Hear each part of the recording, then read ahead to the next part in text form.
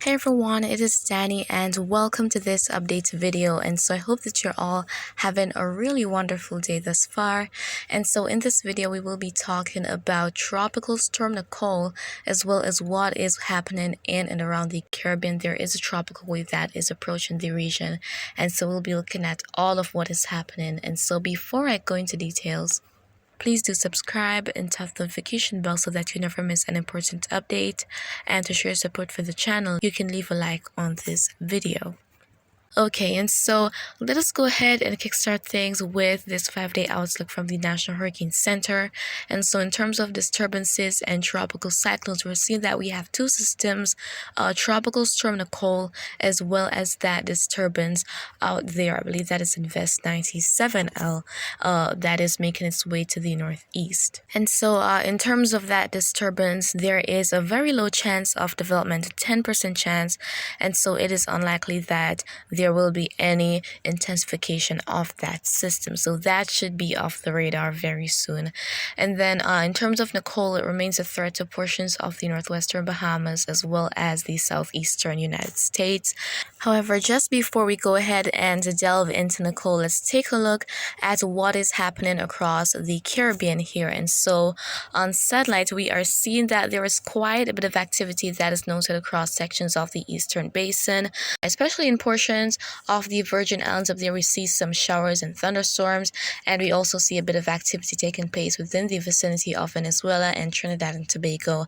And then just outside the Caribbean, we're seeing that blob of activity as well, and that is all induced by a tropical wave that is in the area. So a tropical wave is approaching the Caribbean, and we have all this convection taking place with it.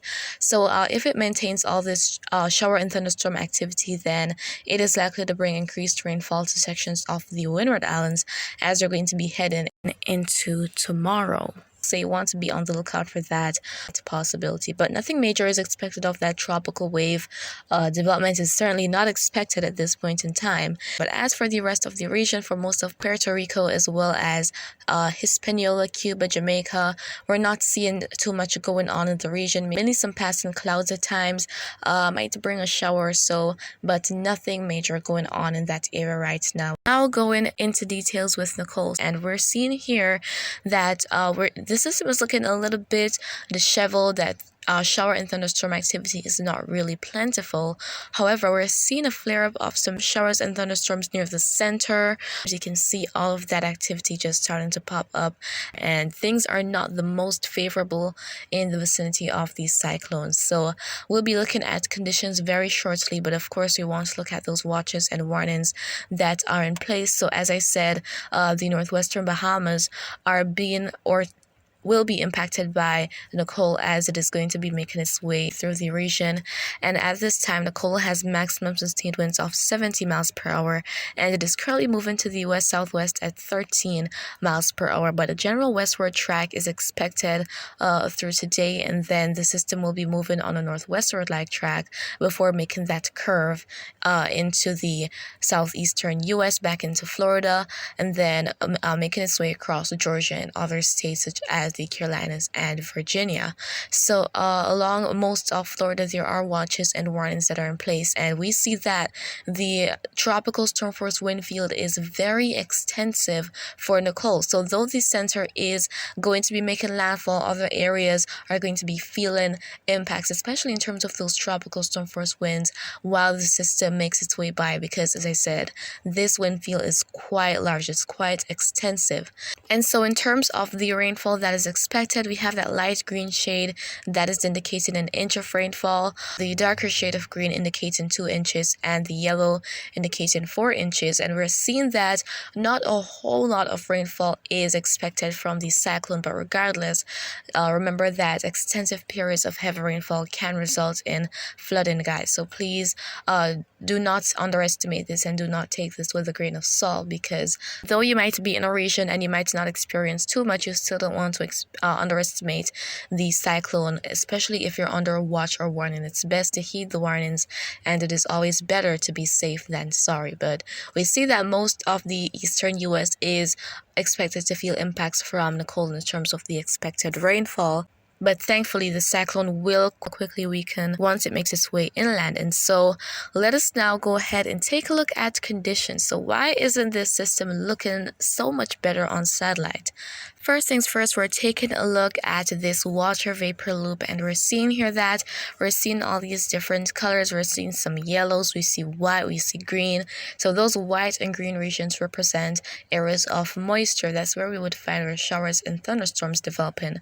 Meanwhile, the yellow regions indicate dry air, and so dry air or dry stable conditions are the complete opposite of what tropical cyclones need in order to intensify. So once there is dry air infiltration, it isn't likely that we will see too much intensification going on. And so that is currently the case with Nicole. That's why we're not seeing a whole plethora of showers and thunderstorms taking place within the system right now.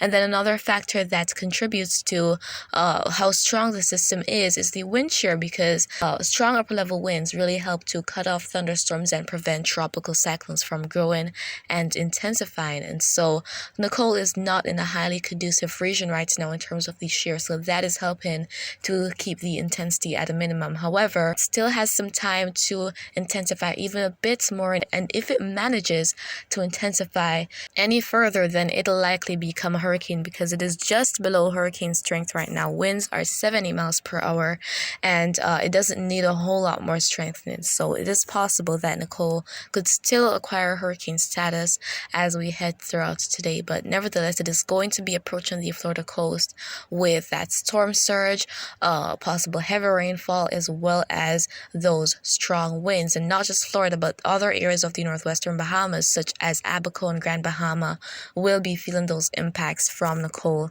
as we head throughout today. And so guys, that is really it for this update video on the tropics.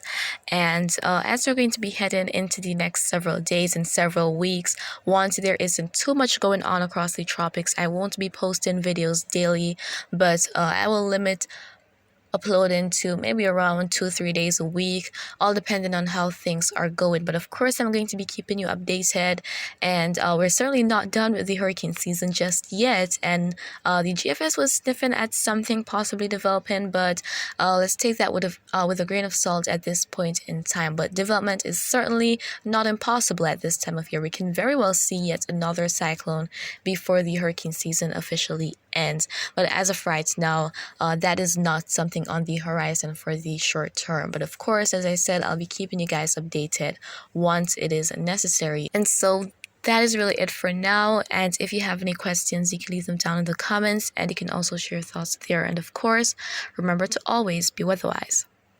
Remember to always be weatherwise.